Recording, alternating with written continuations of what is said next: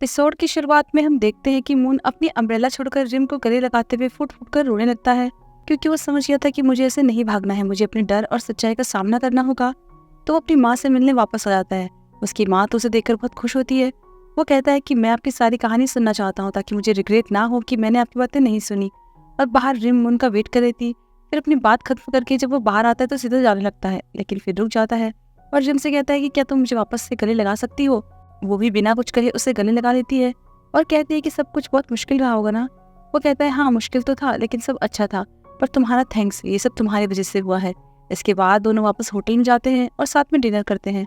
तब वो कहता है कि मैं उनसे मिलकर तो आ गया हूँ, पर मुझे नहीं लगता कि मैं उन्हें माफ़ कर सकता हूँ, क्योंकि उनकी वजह से मेरे डैड को बहुत ज़्यादा दुख हुआ। तब रिम कहती है कि मुझे उनसे ज़्यादा तुम्हारी मॉम के लिए बुरा लग रहा है, क्योंकि तुम्हारे मन में उनके लिए कितना कुछ बुरा भर गया था और सच सामने आने में इतना टाइम लग गया। तब वो कहता है कि ये सब कुछ देखने के बाद क्या अभी भी तुम्हारा सपना नहीं बदला। वो कहती है नहीं, बिल्कुल भी नहीं, क्योंकि सच बताऊं तो जब मैं छोटी थी तो मुझे मेरे पेरेंट्स का प्यार नहीं मिला।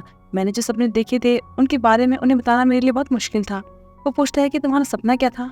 तो वो बताती है कि मैं एक आर्टिस्ट बनना चाहती थी, लेकिन अब मेरा सपना है कि मैं सिंड्रेला बनूं। मुझे इसमें कोई शर्म नहीं है, मैं चाहती हूँ कि खुशी से जिंदगी जीऊँ और मुझे बहुत सारा प्यार मिले। मून कहता है कि ऐसे प्रिंस चार्मिंग का आना तो इम्पॉसिबल है। तो वो कहती है कि इम्पॉसिबल क्यों है, ऐसा क्यों नहीं हो सकता, और उसे मारने लगती है। तब वो उसका हाथ पकड़ लेता है और कहता है कि तुम तो बहुत स्ट्रांग हो। वो कहती है मैं इतनी भी स्ट्रांग नहीं हूँ, मेरे पास तो कुछ भी नहीं है। वो कहता है कि दूसरों की मत सुनो, बस अपने दिल की सुनो। इस पर वो कहने लगती है कि एक तो मेरा सपना इतना अजीब है, ऊपर से मैं इतनी सुंदर भी नहीं हूँ। तो मोहन उसके क्लोज जाकर कहता है कि तुम बहुत ज्यादा सुंदर हो। वो कहती है तुम्हें चढ़ गई है ना। वो कहता है नहीं, मैं एकदम शांत हूँ, मुझे चढ़ी नहीं है। रिम कहती है तो फिर तुम मेरी तारीफ क्यों कर रहे हो। मोहन कहता है कि तुम खुद को नहीं जानती, तुम बहुत अच्छे इंसान हो, लेकिन तुम्हें खुद ये बात नहीं पता है, तो मैं तुम्हें तुम्हारे बारे में बताना चाहता हूँ। वो कहती है कि आज तुम्हें पता नहीं क्या हो गया है, मेरी इतनी तारीफ की जा रहे हो। तब मोहन कहता है कि अच्छा सुनो, उस दिन तुमने मुझसे कहा था ना कि तुम मेरे बारे में बहुत कुछ जानना चाहती हो, तो वो क्या बातें थी। वो बात याद करती है कि मोहन ने जब उस दिन उससे पूछा था तो उसने कहा था कि मैं तुम्हारे बारे में सब कुछ जानना चाहती हूँ। और फिर वो मोहन को इमेजिन करने लगती है, उसे अपने पास देखकर शर्माने लगती है। इस वजह से उसका फेस एकदम रेड हो जाता है। मोहन पूछता है कि क्या हुआ, तुम इतना ब्लश क्यों कर रही हो, ऐसे भी क्या बात है, मैं जानना चाहता हूँ। लेकिन वो कुछ नहीं बोलती।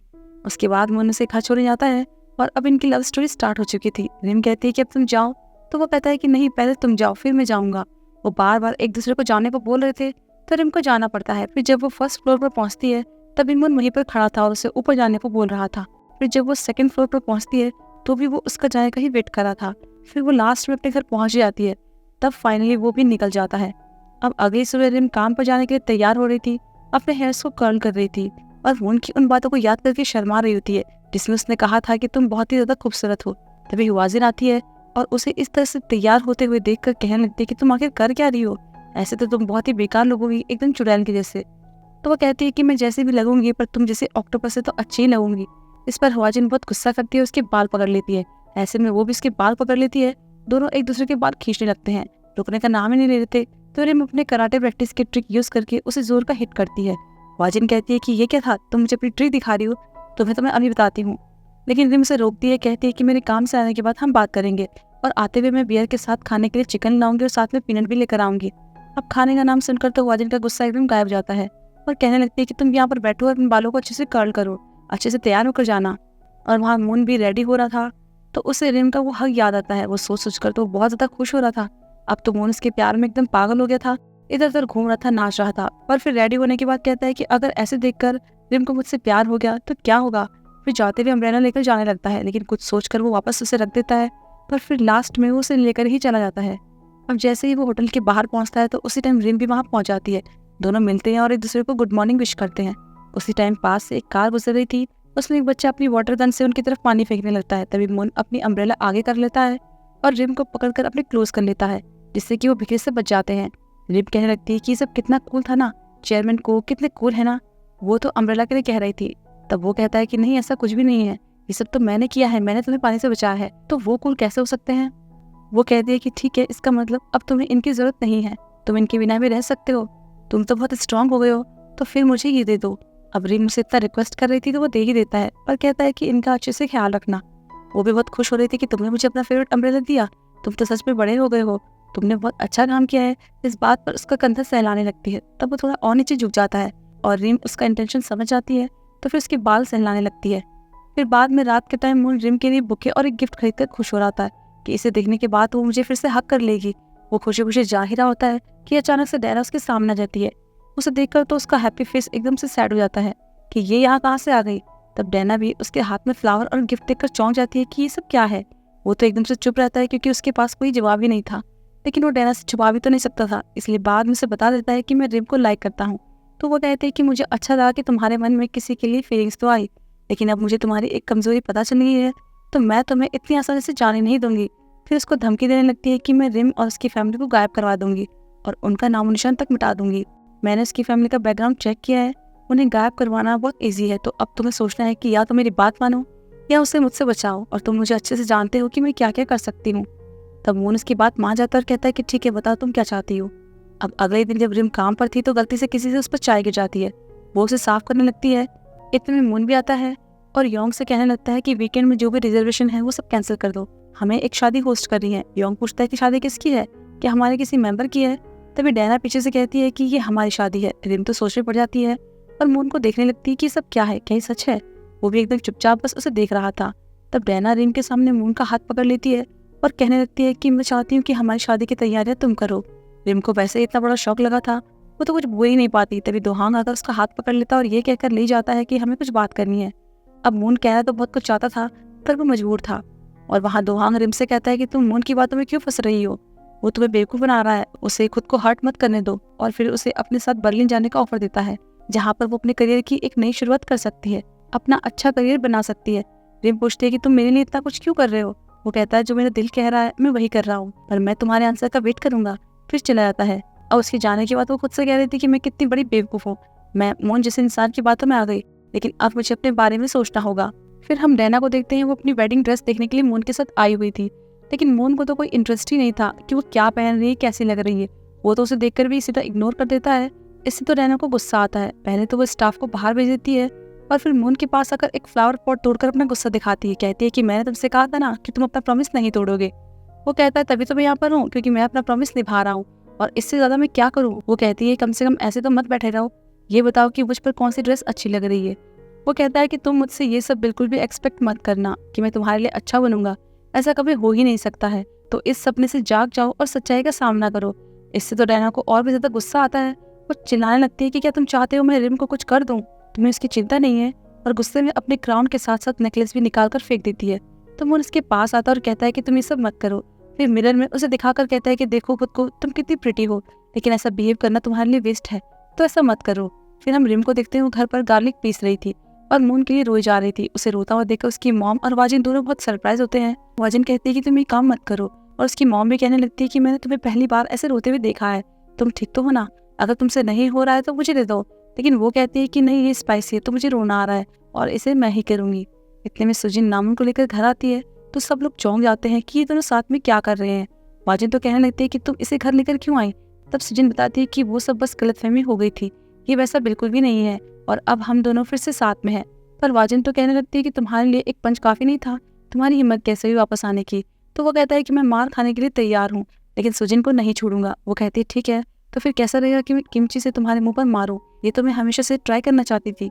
सब डरने लगते हैं कि पता नहीं अब क्या करने वाली है ये, लेकिन वो तो किमची उठाकर नामुन के मुंह में ठूस देती है और पूछती है कि कैसी है।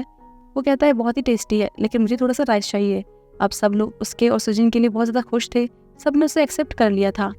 अगले सीन में रिम ड्राइंग कर रही थी और मून के बारे में सोच रही थी। कह रही थी कि मैं उस जैसे घटिया इंसान से शादी करने के बारे में सोच रही थी, इससे अच्छा तो मुझे बर्लिन चले जाना चाहिए, मैं वहाँ खुश तो रहूंगी। इतने में उसकी ड्राइंग पूरी हो गई थी, लेकिन वो तो मून का ही फेस ड्रॉ कर रही थी। फिर अपने डैड की फोटो देखकर उनसे पूछती कि मुझे क्या करना चाहिए, मेरे मन में उसके लिए बहुत ज्यादा फीलिंग्स है, तो मैं क्या करूँ। तभी नामुन उसके रूम में आता है और खाना खाने के लिए पूछता है। पहले तो वो मना कर देती है, लेकिन नामुन बताता है कि सारा खाना उसने बनाया है, और वो अलग अलग डिशेस के बारे में बताने लगता है कि उसने सब कुछ कितना टेस्टी बनाया है। इससे तो रिम के मुंह में पानी आ जाता है और वो खाने के लिए मान जाती है। तब वो उससे पूछती है कि तुमने सुजिन को कैसे बनाया। वो कहता है कि सुजिन मेरा सपना थी और इसमें किसी ने मेरी हेल्प भी की थी। ये सुनकर तो वो खुश होने लगती है क्योंकि उसने ही तो उसकी हेल्प की थी। फिर वो ये भी कहता है कि मैंने अपना प्यार पाने के लिए सब कुछ किया, यहाँ तक कि वाजिन से मार भी खाई, लेकिन इन सबसे ऊपर ये है कि मैं एक अच्छा इंसान हूँ। फिर वो ये कहकर चला जाता है कि 10 मिनट में खाना बच जाएगा तो नीचे आ जाना। फिर हम डैना को देखते हैं, वो अपने डैड के पास जाती है। उसके डैड तो बहुत खुश हो रहे थे क्योंकि वो शादी के लिए मान जो गई थी, लेकिन जब डैना का फेस देखते हैं तो जो खाना खा रहे थे उसको साइड कर देते हैं, क्योंकि वो समझ गए थे कि वो अभी गुस्से में है और डर भी रहे थे कि पता नहीं अब ये क्या करने वाली है। लेकिन वो तो उनके गले लगकर रोने लगती है। कहती है मैं मून के लिए बहुत ज़्यादा सीरियस हूँ, लेकिन वो मुझसे प्यार नहीं करता। कोई मुझे से प्यारी लड़की को ऐसे ट्रीट कैसे कर सकता है? क्या मैं प्रिंसेस नहीं हूँ? तो वो कहते हैं कि नहीं, तुम पूरी दुनिया में सबसे ज़्यादा प्यारी प्रिंसेस हो। तब डायना कहती है कि मैं ऐसे इंसान को डेट करना चाहती हूँ जो मुझसे प्यार करे, मेरी केयर करे, और फिर बहुत ज़्यादा रोने लगती है। अगले दिन चोंगडम हेमन को दिखाया जाता है। सारे एम्प्लॉयज़ बाहर खड़े थे। तब रिम भी आती है तो उसे पता चलता है कि होटल अभी बंद है, जबकि इस टाइम तक तो वो खुल जाता था। वो पूछती है कि क्या हुआ, कि तुम लोगों ने मिस्टर मून से कांटेक्ट किया? तो योंग बताता है कि मेरी उनसे बात हुई, उन्होंने हमें वैकेशन पर जाने को बोला है। सब लोग बातें करने लगते हैं कि शायद वो अपनी शादी की तैयारियों में बिजी होंगे, इसलिए उन्होंने हमें छुट्टी दे दी। और योंग भी उन्हें खुश करने के लिए कहता है कि उन्होंने हमें छुट्टी दी है तो हमें एंजॉय करना चाहिए, और सब खुशी खुशी वापस से चले आते हैं। लेकिन रिम को तो कुछ भी ठीक नहीं लग रहा था। तब योंग रिम के पास आता है, उससे कहता है कि तुम्हें भी ये सब कुछ अजीब लग रहा है ना? मुझे लगता है कि इससे पहले देर हो जाए, तुम्हें उनसे पर्सनली जाकर मिलना चाहिए। तो रिम बहुत ज़्यादा सोचने के बाद डिसाइड करती है और मून के घर चली आती है। लेकिन जब वो दरवाज़ा खोलता है तो उसके फेस पर चोट का निशान देखकर पूछती है कि ये क्या है? वो कहता है कि इससे तुम्हारा कोई लेना देना नहीं है, तुम ये बताओ कि तुम यहाँ पर क्यों आई हो? तो वो कहती है कि मैं यहाँ पर इसलिए आई हूँ कि मुझे तुम्हारे ऐसे अचानक वेकेशन देने का कुछ समझ नहीं आया। ये सब मुझे थोड़ा अजीब लगा। लेकिन वो बिना कुछ कहे अंदर आकर बैठ जाता है और कहता है कि मैं बहुत थक गया हूँ, तो जो भी कहना है वो कहो और निकल जाओ। अब रिम तो उसे ये कहना चाहती थी कि तुम डायना से शादी मत करो क्योंकि मैं तुम्हें पसंद करती हूँ, लेकिन उसके मुंह से कुछ निकलता ही नहीं। वो ये कह देती है कि तुम्हारा घर तो बहुत ज़्यादा गर्म है, फिर अपना स्कार्फ उतार कर नीचे रख देती है। वो कहता है कि तुम यहाँ ये कहने आई थी? रिम को कुछ समझ नहीं आता तो कह देती है कि दोहंग चाहता है कि मैं होटल छोड़कर उसके साथ बर्लिन चली जाऊँ, तो क्या ये सही रहेगा? मून को ये बात सुनकर बिल्कुल भी अच्छा नहीं लग रहा था, लेकिन वो बहुत ही भारी मन से कहता है कि ये तो बहुत अच्छी बात है, तुम्हें जाना चाहिए और यही तो तुम्हारा सपना था। वो कहती है कि तुम सच में चाहते हो कि मैं यहाँ छोड़कर हमेशा के लिए उसके साथ चली जाऊँ? वो कहता है हाँ। तो वो कहती है कि मेरे साथ इतना अच्छे से रहने के बाद अब तुम्हें लगता है कि मैं उसे डेट करूँ? क्या तुम्हें इससे बिल्कुल भी फर्क नहीं पड़ता? वो भी कहता है कि हाँ, मुझे कोई फर्क नहीं पड़ता और मैं भी यही चाहता हूँ। तब वो कहने लगती है कि मुझे तो यकीन नहीं हो रहा है, इसका मतलब तुम कभी मेरे लिए सीरियस थे ही नहीं, तुम एक प्लेयर थे जो बस मेरे इमोशंस के साथ खेल रहे थे। लेकिन मेरी तरफ से जब भी तुम्हारी बात आई, मैं हमेशा तुम्हारे लिए सिंसियर रही, हमेशा मैंने तुम्हारे साथ फन किया। तो वो कहता है कि तुम्हें लगता है कि वो सब फन था, लेकिन ऐसा कुछ नहीं है। वो कहती है जो भी रहा हो, लेकिन तुम मेरे लिए कभी सिंसियर नहीं थे, तो मैं भी तुम्हें बता दूं कि आज के बाद हम कभी नहीं मिलेंगे। और जाने लगती है। अब मून तो साबित करना चाहता था कि वो उससे प्यार नहीं करता, वो तो बस उसका सिंड्रेला बनने का सपना सच करने में उसकी हेल्प कर रहा था। तो उसे रोक कर उसके पास जाता है और फिर उसे किस कर लेता है। कहता है कि असली प्लेयर तो ऐसा करते हैं। तो रिम से जोर का थप्पड़ मार देती है और फिर बाहर आकर रोने लगती है क्योंकि वो बहुत ज़्यादा टूट गई थी। उसे यकीन नहीं हुआ कि मून अब तक उसके इमोशंस के साथ खेल रहा था। वो इतनी आसानी से बेवकूफ़ कैसे बन गई, ये सब सोच सोच के वो तो बस रोए ही जा रही थी, जबकि वहाँ अंदर मून भी ठीक नहीं था, क्योंकि ना चाहकर भी उसे ये सब दिखाना पड़ा कि वो एक अच्छा इंसान नहीं है। यहाँ पर हम पिछली रात का सीन देखते हैं जब मून अपने होटल में था और उसने रिम के लिए एक प्यारी सी रिंग भी ली थी। लेकिन तभी डायना के डैड अपने गुंडों के साथ वहाँ पहुँच जाते हैं, वहाँ तोड़फोड़ करने लगते हैं। सब कुछ तहस नहस हो गया था, इसीलिए तो अगले दिन होटल बंद था। इसके बाद डायना के डैड मून की बहुत पिटाई करते हैं क्योंकि उसकी वजह से उनकी बेटी को बहुत तकलीफ हुई थी, तभी तो उसके फेस पर चोट के निशान भी थे। ये सब करने के बाद वो चले जाते हैं और उनके जाने के बाद मून के डैड वहाँ आते हैं। कहते हैं कि मैंने तुमसे कहा था ना कि तुम प्यार के चक्कर में मत पड़ो, अब देखो तुम्हारा क्या हो गया है। मैं तुम्हें अभी भी कहता हूँ कि तुम्हें उस लड़की से दूर रहना चाहिए। लेकिन मून कहता है कि ऐसा नहीं है, क्योंकि मॉम इतने सालों बाद अभी भी आपसे प्यार करती है और मैं भी उस लड़की के बिना नहीं रह सकता। तो वो कहता है कि ठीक है, तो फिर यहाँ से हमेशा के लिए निकल जाओ और उसके पास जाओ, देखते हैं कि वो तब भी तुम्हें प्यार करती है कि नहीं। लेकिन मुझे पता है कि बिना पैसों के वो तुम्हें बाहर फेंक देगी, क्योंकि इस दुनिया में कोई भी नहीं है जो तुमसे सच में प्यार करता है, तो तुम्हें मेरे पास वापस आना ही होगा। ये सब याद करते हुए मून देखता है कि रिम अपना स्कार्फ वहीं पर भूल गई थी, तो उसे पकड़कर रोने लग जाता है। वो रिम को बस खुश देना चाहता था और दूसरी तरफ रिम सुबह होने तक रोए ही जा रही थी। वो सोच रही थी कि अगर मैं सिंड्रेला बनने का सपना नहीं देखती तो वो मेरे साथ ऐसा नहीं करता, और फिर और भी ज्यादा रोने लगती है। तभी उसका एक पार्सल आता है, वो खोलकर देखती है तो उसमें उसकी ही बनाई हुई एक सिंड्रेला की ड्राइंग थी। ये ड्राइंग मून को रिम के घर पर मिली थी, पर ये पार्सल उसने डायना से मिलने से भी पहले भेजा था। तब उसने ड्राइंग को साफ करवाया था। इसके साथ उसने एक लेटर भी भेजा था जिसमें लिखा था कि तुम सिंड्रेला नहीं हो, एक वॉरियर हो, और एक ऐसी वॉरियर जो कुछ भी कर सकती है। तुम बहुत ज्यादा कूल हो और स्ट्रांग भी। ये पढ़ने के बाद तो वो बहुत ज्यादा इमोशनल हो जाती है और जोर जोर से रोने लगती है। यहाँ पर यह एपिसोड खत्म होता है, तो फिर हम जल्दी मिलते हैं अगले एपिसोड में।